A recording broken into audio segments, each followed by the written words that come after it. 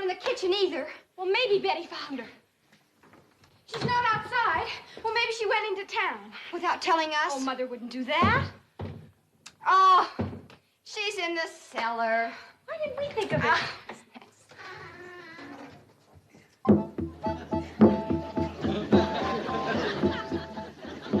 All right. Who hid my Indian? Uncle Joe, we're worried. We can't find Mama. Now you know how I feel when you hide my Indian. Oh, Uncle Joe, this is serious. I don't know where We've looked all over the house. All right. Stop chattering like a nest full of baby blue jays. Your ma went to town. She left a note. What does it say? Nothing, just that she went to town. But I'm worried. Me too. So am I. What about? Well, Mom didn't sleep a wink last night. We heard her walking the floor all night long. And she didn't eat a bite of breakfast. I'll bet she's still worried about the train, Uncle Joe. Afraid the railroad's gonna scrap it. Relax. I took care of that railroad man. He wouldn't dare scrap the Hooterville cannonball. Has anyone heard the train this morning? No, I haven't. I haven't either. Then Mother must still be at the track waiting. Come on, let's go.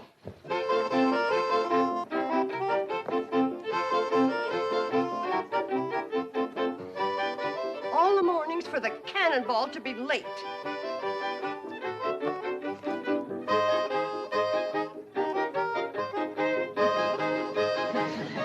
Mother! No! Don't do it! Don't do what? I was listening for the cannonball. It's 2 hours late.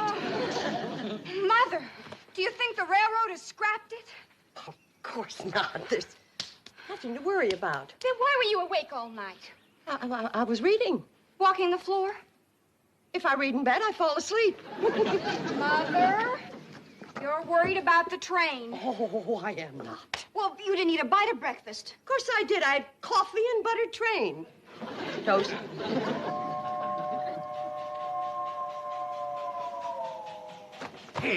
Hey, you sure started a ruckus this morning. Look at Uncle Joe. The cannonball's still running. Well, of course it's still running. I saw to that. Let's all go up and get some breakfast. Look, I'm going into Hooterville to see Sam Drucker. What about? About the train. He knows the law, and we should be ready in case Mr. Bedloe makes more trouble. I sure sent that Bedloe running back to the main office with his tail between his legs. He wouldn't dare tackle me again. Yeah, but what if somebody higher up in the railroad makes more trouble? We'll bring them on. The bigger they come, the harder they fall. I still feel better talking to Sam. No. You stay here and I'll go. Fighting the railroad's a man's job. Well, I kind of thought you'd get some of those chores done today. What's yours? Well, you've been promising to chop some wood and clean out the chicken yard. You hear that? I'm fighting the CNFW Railroad single-handed, and she asked me to clean out a chicken yard.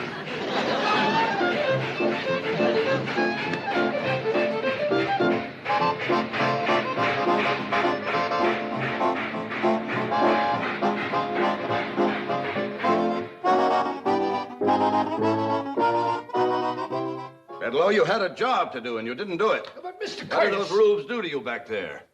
You used to be the best hatchet man this railroad ever had. Now look at you. You couldn't chop your way through a watercress sandwich. Mr. Curtis... Don't just stand there. Start lying. Yes, sir. Well, Chief, I saved this line at least $150,000. If we junked the Hooterville cannonball, those people were going to sue us for damages. Let them sue. Why do you think we're overpaying our lawyers? Gentlemen, I tell you the Hooterville cannonball is through. But it's such a quaint little train. The CNFW doesn't have room for quaint little trains. Now, if we hook up the main line from Hooterville, extend the branch from Pixley to our existing track, we can cut 30 minutes from the schedule of the Fenton City Flyer. 30 valuable minutes. And that means money in the bank for the CNFW. But, Chief, you can't send the flyer through that valley. There are too many curves. We'll straighten them. And the trestle that connects with the branch line is absolutely ruined. And the others are too narrow and old. We'll build new ones out of concrete and steel. But the right-of-way is full of hills. We'll level them. And swamps. We'll fill up the swamps with the hills. Gentlemen, we'll send our diesels through there so fast, those Hooterville hicks will think they're living on a launching pad. Now, I will have a full report for you by the end of the week. I am going into that valley incognito and make a personal survey. But Mr. Incognito, Mr. Bedloe. You see, that's where you made your mistake. You told them who you were, and they ganged up on you. Miss Hammond, I want you to have my helicopter and wrinkle me a suit. Have them both on the roof in 20 minutes.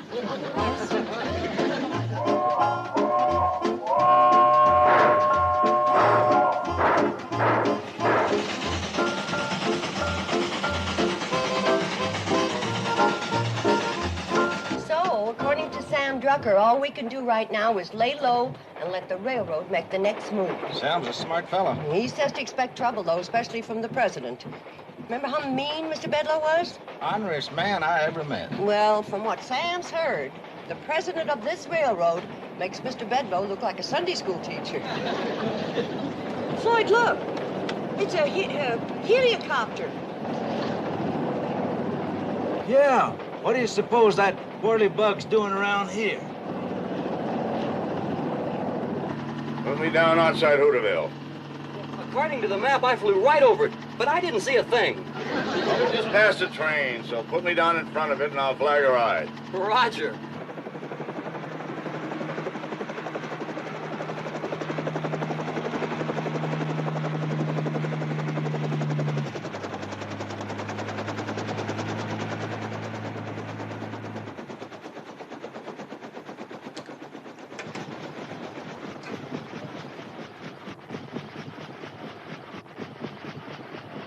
Don't forget now, I'll be waiting at Hooterville, ready to be picked up Friday noon.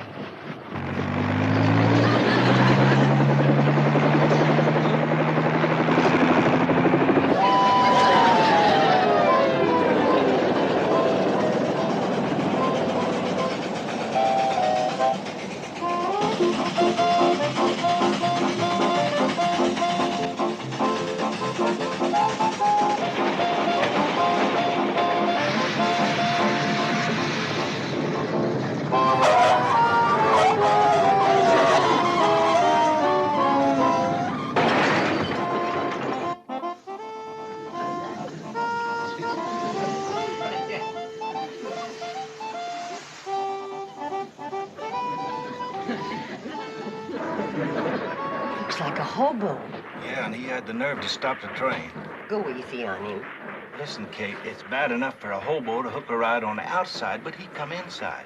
Yeah, but the poor fella looks like he's on his last leg, so take it easy, huh? Okay. Hi there. Hello? My name is Kate Bradley. I run the Shady Rest Hotel up the tracks away. And this is Mr. Smoot. Hello, Smoot. It's Mr. Smoot. How far you figuring on going? End of the line. How much do I owe you?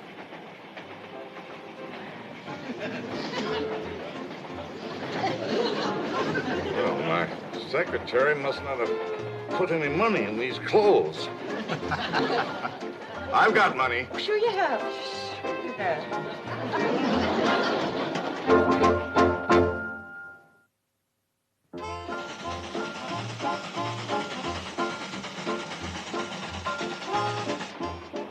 I still want to know what the fare is. You wouldn't know what to charge him, would you, Floyd? No, I wouldn't. We never stopped where we picked you up before. Hi. What's up, Charlie? Oh, nothing. Just come back to check on the hitchhiker. Wait a minute. You're the engineer, aren't you? Yep, sure am. Well, then who's running this train? My little girl. What? Betty Jo, my youngest daughter. Runs the train real good, too. Come on, Floyd. We're almost to the trestle. See you later, folks. They let your daughter run this train, a child? She's been running it for years. Has a real steady hand on the throttle.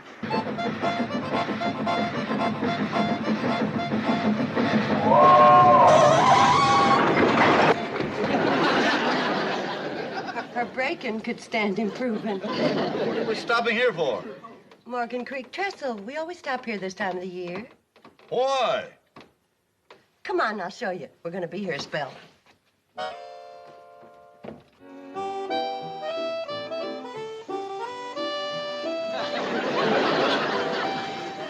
I'm all baited up and ready to go. Dump it in. Fish ain't likely to climb up here begging for it. Quiet, both of you. I think I got me a nibble. Nope, the worm was just stretching. Oh, no. You mean to tell me you stopped this train just to go fishing? We ain't in no hurry. Well, I am. Let's get this iron rolling. You sure give good orders for a hobo. A hobo? I am Norman P. Curtis, presently a hobo. Well, if you don't intend staying one, there's no shame in it. Would you like to try my pole? Oh, no, thanks. I'm not much of a fisherman. Well, you never know till you try. Go ahead. Well, all right. But I'm not very good at it. Ooh, I wouldn't say that. I think you got something already. Either that or Betty Jo's using a mighty heavy worm. By George, I have. I've got a fish.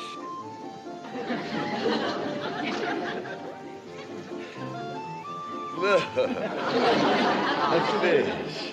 Isn't that cute? I caught a fish.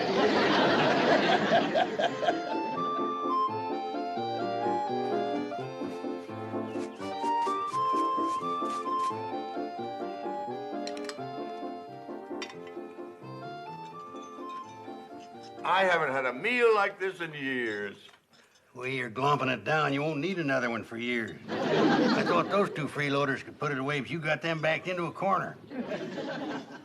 What do you mean, freeloaders? We give value received. Well, all of you ride on our railroad for free. Oh, they do? Well, I'd like to hear more about that later.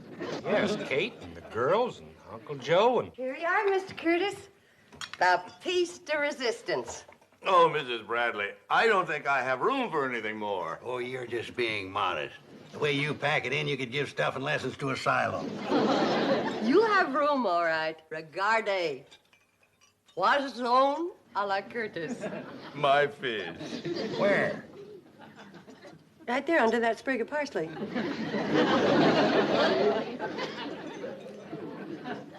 Isn't that something? What'd you call it? Poisson. That's French for fish. I've seen heftier looking guppies. This one did lose a little in the translation. Mrs. Bradley, I can't remember. Kate? Oh, Kate, thank you. I can't remember when I've tasted such delectable food. I'm certainly going to miss it. Well, why don't you stay for a few more days? Tomorrow we're going to have ribs. Ribs. Oh, I really would like to stay, but no, I must get on to Pixley. Mr. Curtis, we all get down on our luck sometimes, so Kate. you don't have to be bashful with us. If it's a question of money, we can work something out. Kate. You're very kind. Maybe I will stay on for a while. Kate, could I speak to you for a minute? Well, sure, I can. Excuse me. And just holler when you want dessert. We're going to have gooseberry turnovers. Gooseberry turnovers? Oh, marvelous. My own fish. Maybe I shouldn't have asked her to cook it. Maybe I should have had it mounted. Kate, why'd you have to invite him to stay? Why not? He's a very nice man. Have you seen him eat? He's got more stomachs than a camel. Poor man. Poor us, I mean. Why, he's had everything but the delphiniums Betty Jo painted on the plate. Uncle Joe, I got a feeling about Norman Curtis. His coat may be frazzled, and he may be coming apart at the seams, but underneath it all, He's a tramp. he's a gentleman. I can tell. And you've got no call to whittle on a man just 'cause he's come on hard times. Well, if he don't stop eating, our hard times are going to be asking his hard times to move over. It's our bounden duty to help him. Anybody can tell he's seen better days. Not better eating days. Kate, you're a mighty poor judge of character. Now, that Norman is a freeloader if I've ever seen one. He's not a freeloader. I ain't seen the color of his money, have you? Well, I'm going to let him work out his keep. He's going to work? Sure. You've got a lot of chores that haven't been tended to. Norman can be your helper. Helper. Oh, well, that's different. Maybe I better go and see if that poor fella needs some more food.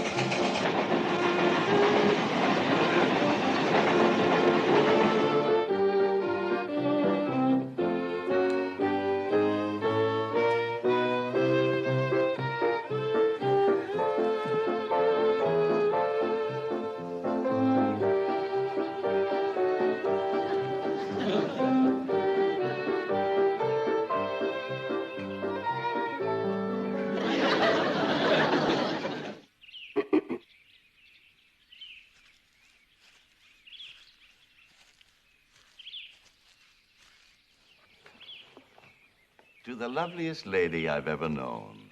Thank you, Mr. Curtis. Norman, please. Tell me, Norman, is that a compliment to my personality or to my cooking? Both. You know, Kate, I think these have been the happiest days of my whole life. Maybe it's because you've been doing something. Well, you have been keeping me busy. I haven't chopped wood in years.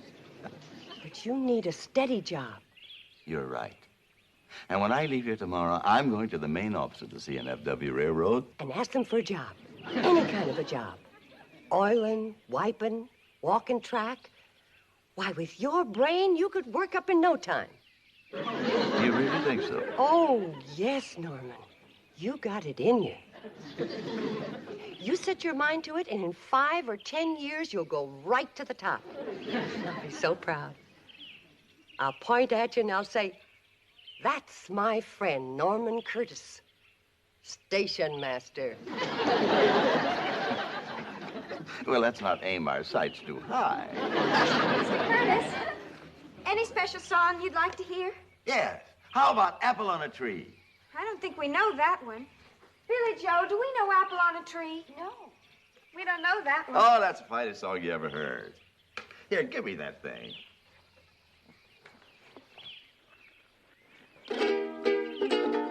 Wish I was a woolly boogie bee. Wish I was a woolly boogie bee. I was a woolly boogie bee. I'd make my home in that cherry tree. Wish I was.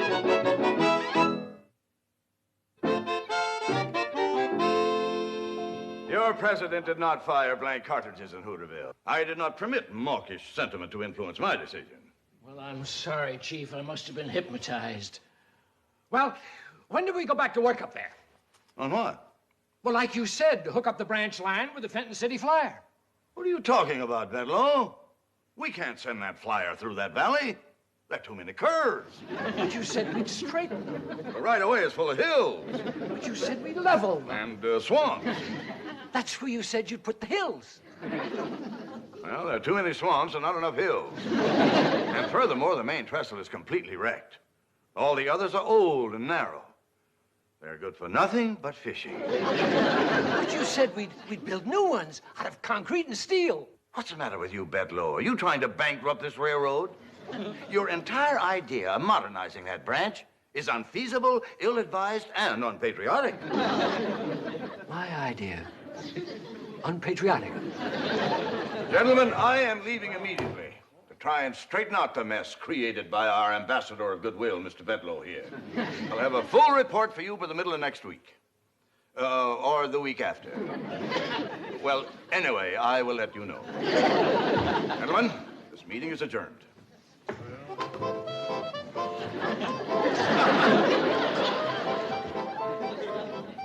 Oh, Miss Hammond, dear.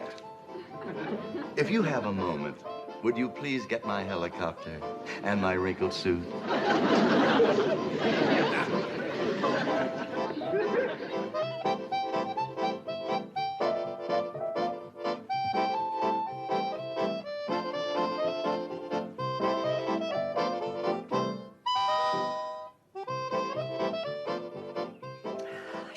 Hope Mr. Curtis got that job.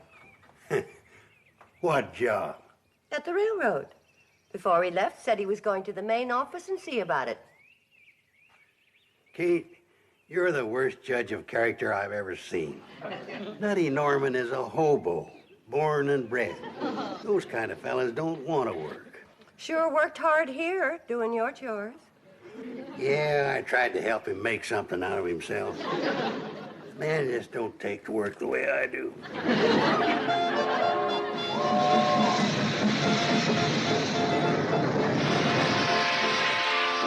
Thanks for the lift, fellas. Oh, will I see you at lunch tomorrow? You'll see us for supper tonight. The way you eat, there won't be no tomorrow.